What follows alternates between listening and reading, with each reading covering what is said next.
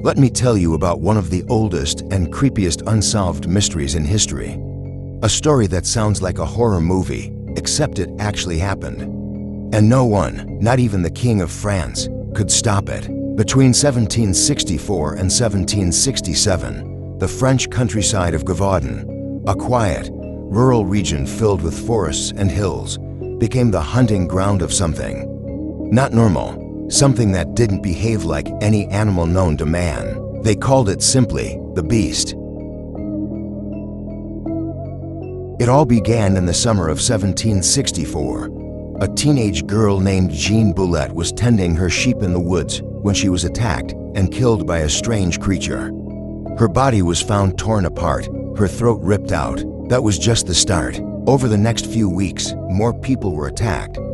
Not by packs of wolves, but by one single creature. Survivors described it the same way every time: a massive, dog-like beast with reddish fur, a powerful frame, and piercing eyes. Some said it was as big as a calf. Others claimed it stood on two legs when it charged. Women and children were often the victims. The beast would lunge from the trees, kill quickly, and disappear before anyone could react.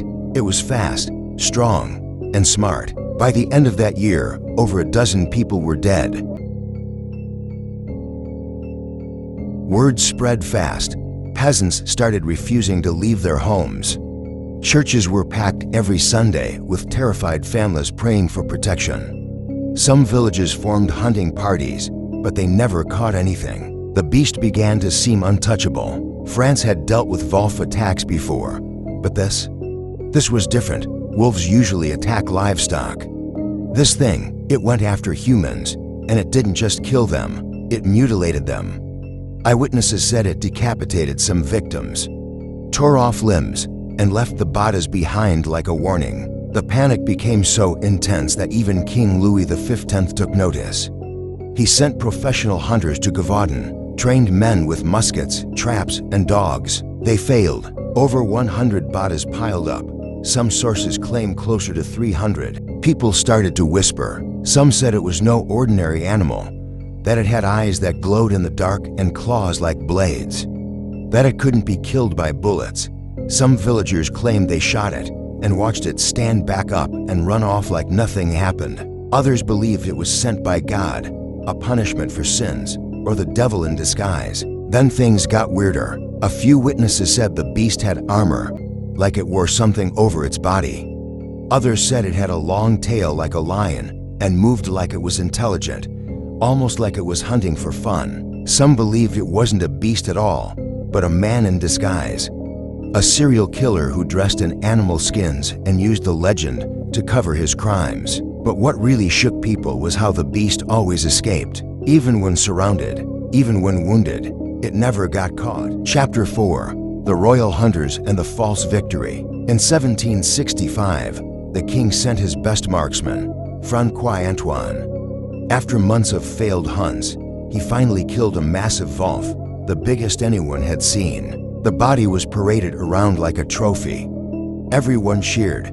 The attacks would stop now, right? Wrong. 2 months later, the killings resumed, and they were worse. That's when Jean Chastel enters the picture, a local hunter and rumored outsider.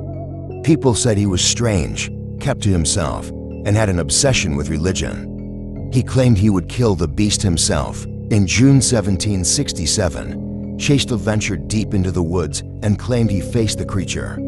He prayed, aimed his musket, and shot it with bullets made from melted down silver, a detail that would later inspire werewolf legends. He said the beast dropped where it stood. This time, it was truly over.